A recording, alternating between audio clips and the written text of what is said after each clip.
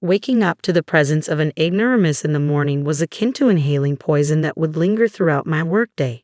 Each sunrise brought with it the burden of enduring the condescension of an elite chief, a product of some lofty institution of higher learning. On a particular day, my tolerance reached its breaking point. Perhaps you should escalate your grievances to our superiors, she taunted. After all, I belong to the cream of society. Nobody will heed the complaints of a dropout like you. Her smugness was palpable, but a single encounter with the passing company president swiftly altered her demeanor. "Good day, I'm Daniel Smith," he introduced himself. "I landed a sales position at this company's branch straight out of high school. My father's motorcycle accident left him incapacitated, rendering him unable to provide for our family. So I opted to forgo college and joined the workforce to support them, thanks to a referral from my father." The camaraderie among the employees at this company made each workday a delight. My boss is kind, and my coworkers are a breeze to work with, so work-related stress rarely crosses my mind. Yet today, I can't shake off this feeling of melancholy. "Smith, isn't your meeting today with the head office?" a colleague inquired. "Yeah, it is." "Seriously, that means they'll be here, right? I should have taken the day off." "You don't interact with them directly, so just keep it to yourself. I'm already feeling down this morning." Before my colleague could continue, they abruptly changed the topic. "Why was nobody at the entrance to greet me? I was expected, and this is how they welcome me," they grumbled. "Forget it, let's just get to work," they muttered, then hurried away. "Remember that backstabber?" a disgruntled voice, now left with me, seethed. "This place is full of ingrates. It's infuriating that I have to bend over backward just to communicate with them. I sincerely apologize. I didn't anticipate your early arrival." She's Manager Jones, frequently commuting from headquarters for meetings and such. With a degree from a prestigious university, she was recruited as a seasoned executive candidate. Unfortunately, her demeanor often veered into arrogance, belittling employees at the subsidiaries.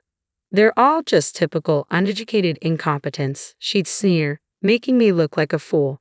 "Let's just get this over with. Could you kindly wait a bit longer for another key person to join us? They're en route." "What? You expect me to wait?" My role is to hit the ground running upon arrival from headquarters. This incompetence is beyond belief. I deeply apologize.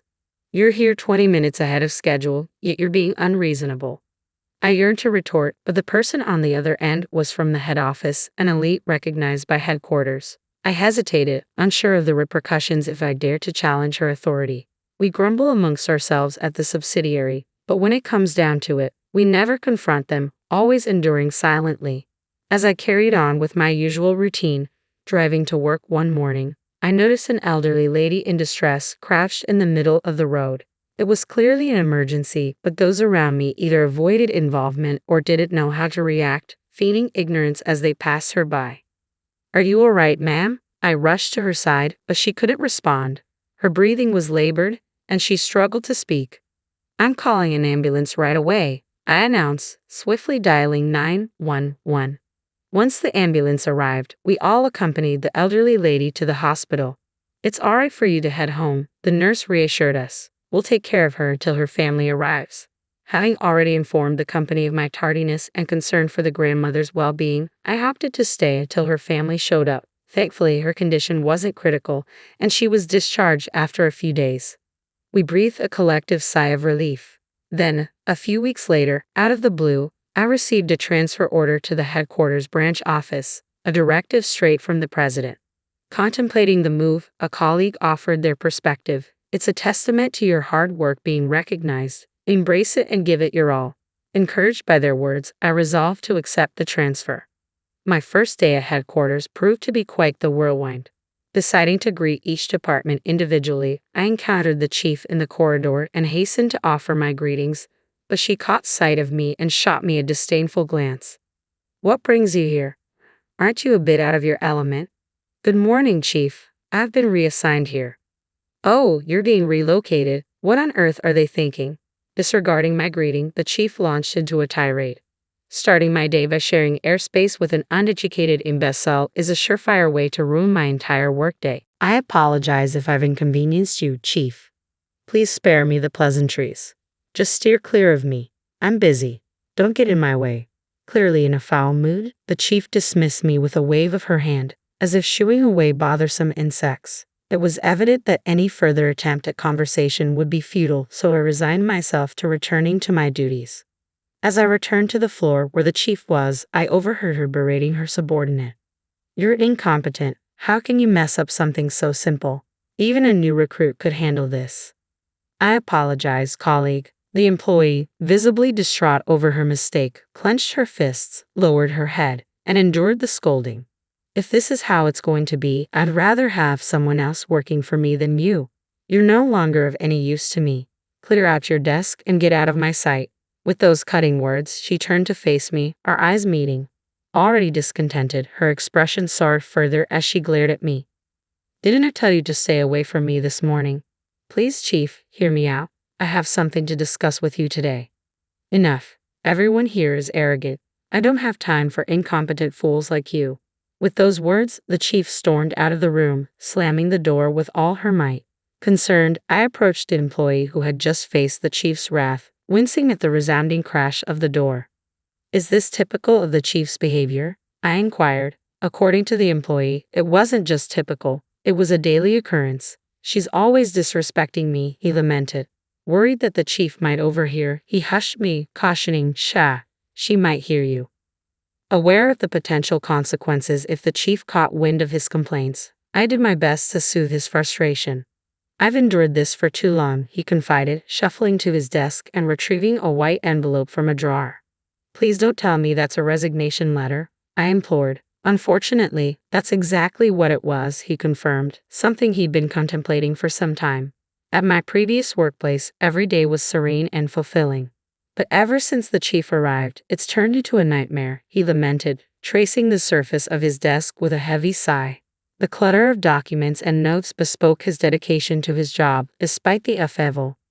"I understand your frustration. It's disheartening to see your hard work undermined by just one person, the chief. I sympathize. You've poured your heart into this job, longer than she's been here, and you've excelled." But his frustration hung palpably in the air, with no outlet in sight.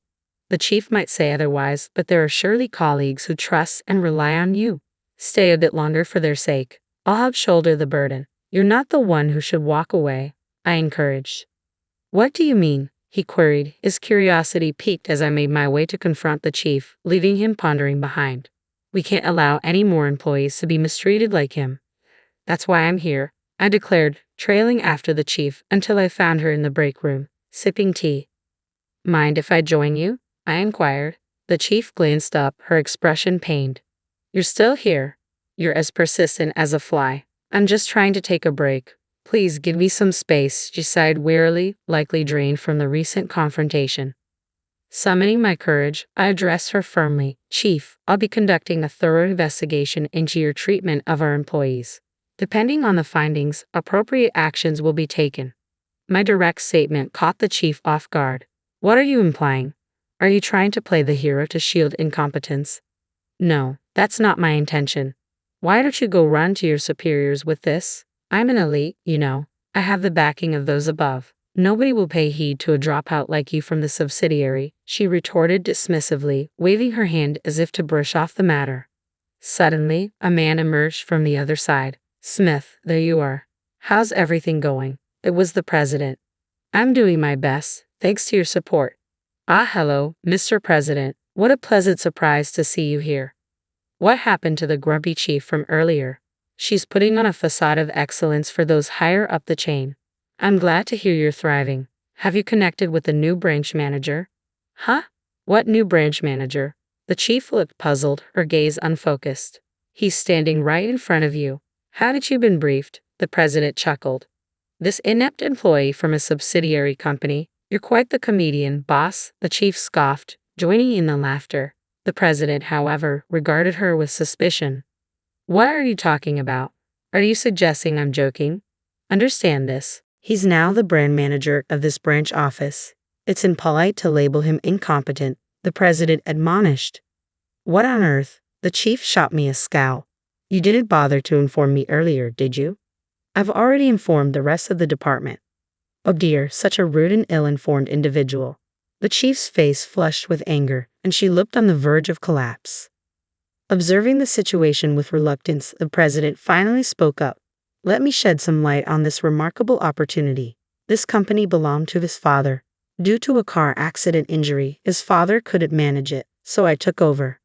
Is he the former president's son? The chief inquired. That's correct. I've been urging him to relocate to headquarters, but he's quite adamant about staying put, the president explained. I apologize. I have a fondness for that place, and I found it satisfying, I replied. What prompted your unexpected arrival here? Why didn't you just continue at the subsidiary? The chief interjected, momentarily forgetting the president's presence as she directed her query at me. The president, accustomed to seeing the chief in a more composed state, was visibly taken aback, his eyes widening in surprise. I made a heartfelt plea to him. He's my mother's savior, her benefactor, I clarified. What about the president's mother? The chief pressed further. Yes, the elderly lady I rescued a few weeks ago happened to be the president's mother. When he arrived at the hospital entrance and found me waiting for her family, I was surprised. I later learned that he was the one who had immediately come to her aid, calling for an ambulance while others ignored her. I felt he deserved better than being relegated to a subsidiary. So, you personally appointed him as branch manager, the president confirmed. That's correct, he nodded. I had my doubts about my qualifications when I was first appointed as branch manager, I admitted. Coming from a subsidiary, it was a sudden shift to leading at the head office. But after hearing from the president and receiving a call from my father urging me to support the company he had built, I made up my mind. That's precisely why I've appointed him as branch manager. Moving forward, I expect you to show him the respect he deserves and heed his directives, the president admonished the chief sternly before exiting the room. That's the explanation, chief, I reiterated as I faced her once more. You've been mistreating not only your subordinates but also those under your direct supervision. I understand the frustration and pain of being belittled simply because of lacking formal education. No. The chief collapsed into her chair, tears streaming down her face as her pride took a severe blow. It was no small shock for her to suddenly find herself outranked by someone she had long looked down upon for their perceived lack of education. She even threatened to have me dismissed. With that, my ordeal came to an end. The following day, a comprehensive investigation into the chief's conduct was conducted. Numerous employees and subordinates came forward with accounts of her egregious behavior. As a result, disciplinary action was taken. Upon receiving the news, the chief left the company without a word, her spirits seemingly drained. The chief appeared visibly distraught. Considering her high self-esteem, it was understandable. By the way, are you certain you want me to replace the chief? I inquired. I have full confidence in you, the president affirmed. With the chief dismissed, he appointed the individual who had previously endured her wrath. This employee had a long tenure with the company and showed unwavering dedication to their work. Naturally, I had thoroughly vetted his past performance, knowing he had first-hand experience of the frustrations and mistreatment under former Chief Jones. I knew he wouldn't repeat the same mistakes and would prove to be a compassionate leader who understands his employees' feelings, I explained. As for myself, I endeavored to approach my role from the perspective of the employees, not solely as a branch manager. Drawing from my positive experiences with a subsidiary I had previously worked with, I conducted regular interviews with staff, seeking their input. I also organized training sessions for employees in leadership roles, striving to foster a more supportive environment. Through these efforts, the company's culture gradually improved, resembling the positive atmosphere of the subsidiary where I began my career. Will Smith, I apologize for what happened with Jones, but thanks to your efforts, this company is thriving, the president acknowledged. Oh, I'm apprehensive, I admitted. At a later meeting, I found myself summoned to the president's office for a casual coffee chat. He wanted to discuss the recent developments in the workplace. I'm not getting any younger, eventually. I envision Will stepping into my role, the president shared. With all respect, Mr. President, I don't see myself as presidential material, I responded. Why not? Your father would have wanted the same, he countered. I aspire to remain aligned with the employees, working alongside them to support the company and engage with our customers. Once in the president's seat, that connection may become strained, I explained. The president frowned at my words before abruptly excusing himself. You have a unique sense of humor. Most would leap at the opportunity, he remarked upon his departure. Am I considered eccentric? I wondered aloud. No, it's refreshing. It's exactly the kind of mindset we need in a smith, he assured, giving my shoulder a firm tap. You have a meeting coming up, don't you? Get back to work.